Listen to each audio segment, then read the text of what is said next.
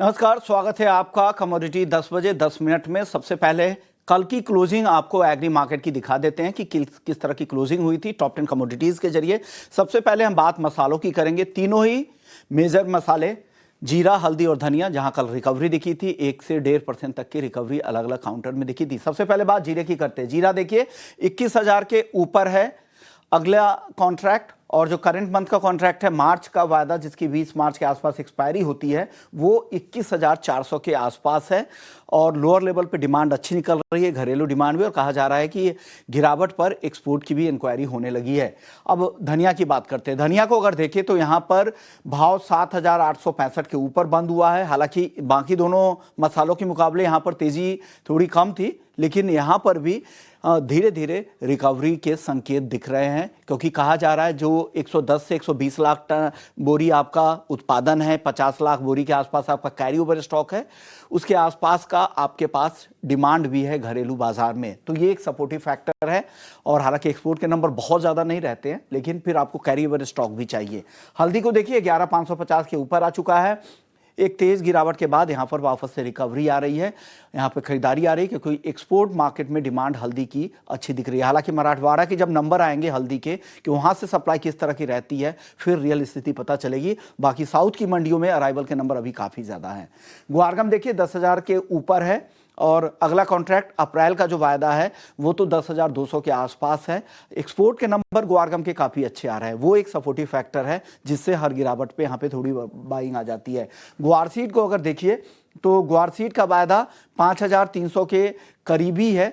यहाँ पर कहा जा रहा है कि जो पुराना स्टॉक अभी भी काफ़ी ज़्यादा है, क्योंकि पुराने स्टॉक का अनुमान लगाना कि घरों में किसी के पास कितना ग्वार पड़ा हुआ है ये कहना मुश्किल है। और ग्वार लगभग तकरीबन हर घर में राजस्थान में रहते हैं, राजस्थान के रूरल एरियाज़ में, वो एक ऐसा फैक्टर है, उस वजह से बहुत ज़्यादा तेज़ी यहाँ पे नहीं दिख रही है। 5,275 के आसपास ग्वार सीड का मार्केट ट्रेड कर रहा है। ग्वार सीड के बाद अब बात कर लेते हैं कैस्टर की। कैस्टर में भी हम देख रहे हैं कुछ सत्रों से सीमित दायरे में ही कारोबार हो रहा है, 6,270 के करीब है।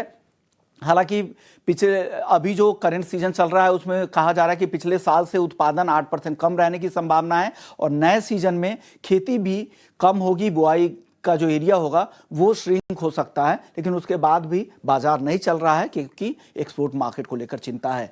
पाम तेल में आज हल्की तेजी है। मलेशियाई पाम तेल 4,500 रिंगिट के ऊपर कारोबार कर रहा है।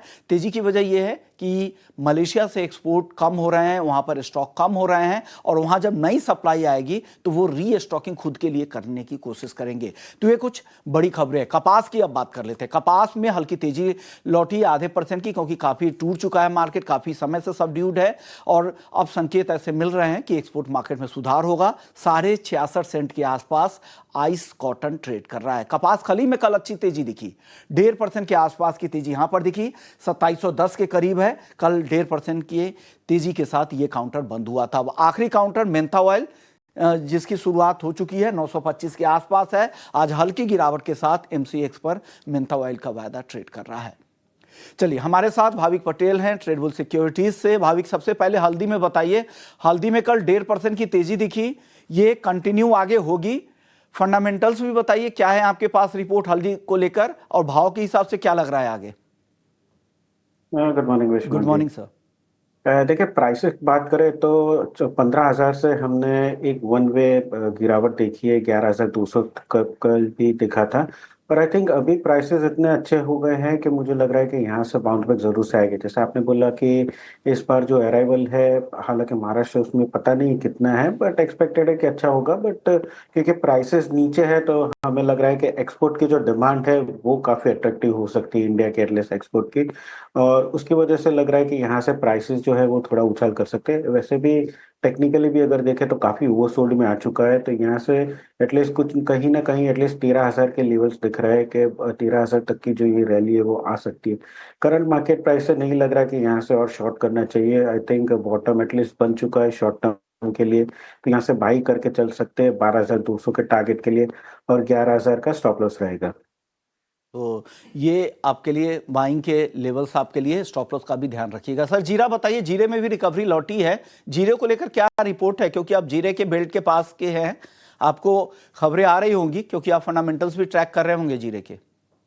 देखिए जीरो में अभी फरवरी अगर मंथ देखें तो काफी गर्मी हुई थी, और उसकी वजह से जो यील्ड है उसके ऊपर थोड़ा फर्क पड़ा है। हालांकि पहले बहुत एक्सपेक्टेड था कि बहुत अच्छी फसल आएगी, बट अभी लग रहा है कि थोड़ी जो क्वालिटी होगी वो थोड़ी कम हो सकती है, बिगड़ सकती है। तो उसकी वजह से प्राइसेस हम देख रहे हैं कि थोड़ी तेजी आ रही है, बट हालांकि मंडी में अगर देखें तो अरावल ठीक ठाक है। तो उसकी वजह से प्राइसेस जो है वो बहुत तेजी दिख के नहीं दिख रहे।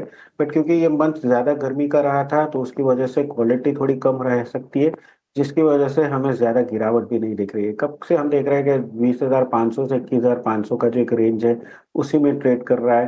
हालांकि मुझे नहीं लग रहा कि 22,000 के ऊपर सस्टेन कर पाएगी, बट अभी ऐसा भी नहीं लग रहा कि 20,000 के नीचे जाएगी। आई थिंक रेंज बाउंड ही रहेगी। तो ओवरऑल आज के दिन भी मुझे लग रहा है कि थोड़ी बहुत तेजी देखने को मिल सकती है। जब जब भी 20,900 के करीब आता है तो बाय कर सकते हैं 21,500 के टारगेट के लिए, और 20,700 का स्टॉप लॉस रख सकते हैं। ओके। धनिया सर बताइए, धनिया रेंज में दिख रहा है, कमजोरी तो काफी आ चुकी है, खरीदारी का सही लेवल है क्या 7,850 के आसपास? पहले भी हमने देखा था कि धनिया में 7,700 से 7,800 के एक जो सपोर्ट एरिया है वो काफी पॉजिटिव और स्ट्रांग है।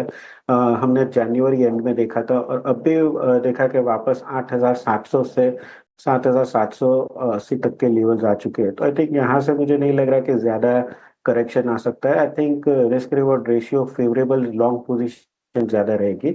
और क्योंकि दोनों और स्पाइस कॉम्प्लेक्स में भी हम तेजी देख रहे हैं तो लग रहा है कि धनिया भी इसकी वजह से तेजी देखने को मिल सकता है। तो उसमें भी बाइंग की रिकमेंड रहेगी। करंट मार्केट प्राइस से बाय कर सकते हैं 8,050 के टारगेट के लिए, और 7,750 का स्टॉप लॉस रहेगा। ओके। चलिए अब बात करते हैं ग्वारसीड ग्वारगम की। यहाँ पर जो रिकवरी लौटी है, ये तेजी आगे और बढ़ेगी, टिकाऊ तेजी लग रही है ग्वारगम की और ग्वारसीड की? देखिए इतनी मुझे अभी भी नहीं लग रही कि ज्यादा टिकाऊ रहेगी। एटलीस्ट गम की जैसे आप बात कर रहे हैं कि एक्सपोर्ट जो है वो थोड़ा पिकअप हुआ है, और वैसे भी गुआ सीड और गुआर गम देख रहे हैं तो जब भी 5,000 के करीब आता है सीड तो वहां से थोड़ा बाउंस बैक दिख रहा है। बट 5,600 के ऊपर नहीं जा रहा है। हालांकि फंडामेंटल अगर देखें डिमांड इतनी स्ट्रांग नहीं है। और गम की भी देखें तो एक्सपोर्ट डिमांड शुरू हुई है, बट नहीं लग रही है कि आगे जाके सस्टेन कर पाएगी कि नहीं। तो इसकी वजह से मुझे लग रहा है कि जो अपसाइड है वो थोड़ा ही रहेगा। ज्यादा यहाँ से बहुत तेजी बड़ी नहीं दिख रही है। बट हाँ, 1 से 2 दिन के लिए मुझे लग रहा है कि तेजी देखने को मिल सकती है। तो गम मेरी ज्यादा प्रेफर्ड पिक रहेगी। 10,100 के करीब बाय कर सकते हैं, 10,000 साढ़े 300 के टारगेट के लिए, और 10,000 का स्टॉप लॉस रहेगा। तो गम आपको ज्यादा पसंद आ रहा है। सर कपास खली और कपास पर क्या व्यू है? कपास खली में तो अच्छी रिकवरी लौटी है, अगला कॉन्ट्रैक्ट है वो, वहां पर भी ठीक ठाक तेजी 2700 के ऊपर है। क्या करना चाहिए कपास खली में? कपास कली देखिए अप्रैल कॉन्ट्रैक्ट यूजुअली रहता है कि जहाँ पे हमें थोड़ी बहुत तेजी देखने को मिल सकती है। और इसमें अभी देखा है कि 2550 से एक रिकवरी देखने को मिली है। मुझे लग रहा है कि ये रिकवरी जो है वो 2750 से 2780 तक के भी देखने को मिल सकती है। आइस कॉटन में भी हमने देखा तो थोड़ा बहुत बाउंस दिख रहा है, तो उसकी वजह से भी इसमें भी थोड़ी तेजी देखने को मिल रही है। तो ओवरऑल इसमें भी मुझे लग रहा है कि 2750 से 2780 के लेवल्स जो है वो अप्रैल कॉन्ट्रैक्ट है उसमें देखने को मिल सकते हैं। तो करंट मार्केट प्राइस से ही बाय कर सकते हैं 2680 के स्टॉप लॉस से 2780 के टारगेट के लिए। ओके। चलिए अब बात कर लेते हैं नॉन एग्री मार्केट की। सबसे पहले गोल्ड की। एक अच्छी खबर यही है कि यूक्रेन रूस के साथ 1 महीने के लिए सीज फायर के लिए तैयार हो गया है। सऊदी में यूएस के साथ जो उनकी बैठक हुई थी उसके बाद ये फैसला किया गया है। अब हालांकि सब कुछ अब रूस के हाथ में कि रूस का फैसला क्या होता है। इन खबरों के बीच में और ट्रेड पॉलिसी को लेकर जिस तरह की अनसर्टेनिटी है, वो कभी ट्रेड टैरिफ बढ़ाते हैं, कभी कम कर देते हैं ट्रंप, इस से सोने चांदी के मार्केट को आप कैसे देख रहे हैं? आगे क्या असर होगा? और कल जो तेजी 1% के आसपास की इंटरनेशनल मार्केट में दिखी थी, ये और आगे बढ़ेगी क्या? देखिए लग तो रहा है कि बढ़ेगी। हालांकि नए हाई जो है वो सस्टेन कर पाना मुश्किल है। बट जैसे भी हमने देखा है कि लास्ट 3-4 दिन में कि जब जब भी थोड़ा भी करेक्शन आता है तो बास ज्यादा एक्टिव हो जाती है, और करेक्शन होने नहीं दे रहा और वापस से बाइंग आ जाते हैं। हालांकि अभी बहुत पॉजिटिव कोई न्यूज़ नहीं है। ये जो ट्रंप ने टैरिफ लगाई थी उसके बाद वापस से कम कर दी है, तो ये अनसर्टेनिटी की वजह से I think safe haven buying gold और सिल्वर में जरूर से देखने को मिलेगी। बट वॉलेटिलिटी भी उसकी वजह से देखने को मिलेगी।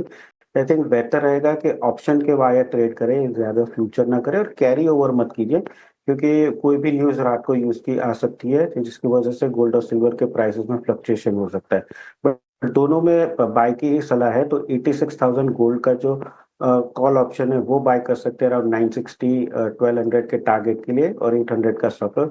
और चांदी में भी मुझे लग रहा है 98,000 का जो कॉल ऑप्शन है वो बाय कर सकते हैं 30 टू 50 के करीब 3600 के टारगेट के लिए और 3000 का स्टॉप लॉस रहेगा। चांदी में आप ऑप्शंस की रणनीति दे रहे हैं, 98,000 के कॉल ऑप्शन खरीदने की सलाह चांदी में दे रहे हैं। सर अब क्रूड में बताइए, क्रूड में कल रिकवरी दिख रही थी, आज दायरे में है, लेकिन $70 के ऊपर ब्रेंट क्रूड का भाव है। एक अच्छी सपोर्टिव खबर ये है कि इंटरनेशनल एनर्जी एजेंसी और यूएस की जो ऊर्जा डिपार्टमेंट है, एनर्जी डिपार्टमेंट है, EIA, उनकी रिपोर्ट भी है कि इन्वेंट्री आगे कम होने की संभावना है। आपको क्या लग रहा है, क्रूड में इन खबरों का कुछ असर होगा? यहां से कुछ पुल बैक रैली की उम्मीद लग रही है क्रूड में? देखिए, कल ही हमने पुल बैक रैली थोड़ी देखी थी, जैसे आपने बताया ये रिपोर्ट के ऊपर, और डॉलर जो है वो थोड़ा वीक हुआ है, बट आगे तेजी देखने के लिए आई थिंक जब तक डिमांड इंप्रूव नहीं होती तब तक मुझे नहीं लग रहा है कि ज्यादा तेजी टिक पाएगी। सप्लाई भी हमें पता है ओपेक प्लस के अप्रैल से शुरू होने वाला है, ज्यादा होने वाला है।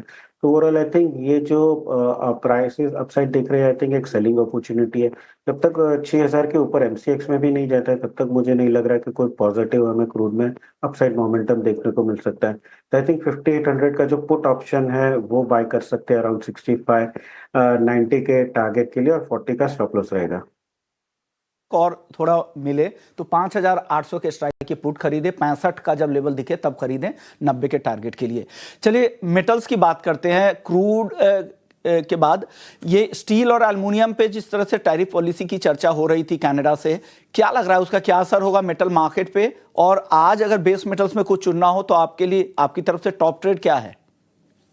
आई थिंक एल्यूमिनियम रहेगा। देखिए, कल यूएस ने रेसिप्रोकल कनाडा को बोला था कि 25% और टैरिफ बढ़ाएंगे, बट उसके बाद फिर बोले कि वो चर्चा करेंगे, इसलिए अभी हॉल्ट कर दिया है, जिसकी वजह से हमें बेस मेटल्स में थोड़ी रिकवरी देखने को मिली और डॉलर इंडेक्स में थोड़ी वीकनेस मिली। बट एल्यूमिनियम जो है अभी भी सप्लाई जो है वो थोड़ा टाइट है, जिसकी वजह से मुझे लग रहा है कि इसके फंडामेंटल थोड़े स्ट्रॉन्ग है बाकी बेस मेटल के कंपेरेटिवली। तो इसमें बाय करके चल सकते हैं अराउंड 265 268 के टारगेट के लिए, और 263 का स्टॉप लॉस रहेगा।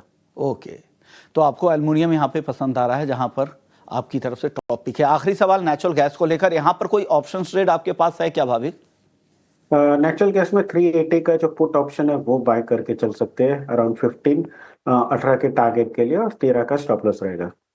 नेचुरल गैस में आज 2.5% से ज्यादा की गिरावट है, तो आप यहाँ पे 380 के स्ट्राइक की पुट खरीदे, 15 का जब प्रीमियम दिखे आप खरीदे, 18 के टारगेट के लिए 13 स्टॉप लॉस जरूर लगा लीजिएगा। शुक्रिया भाविक, आपने वक्त निकाला, हमारे दर्शकों को गाइड किया, पहले एग्री मार्केट और फिर नॉन एग्री मार्केट में तमाम पिक्स आपने दे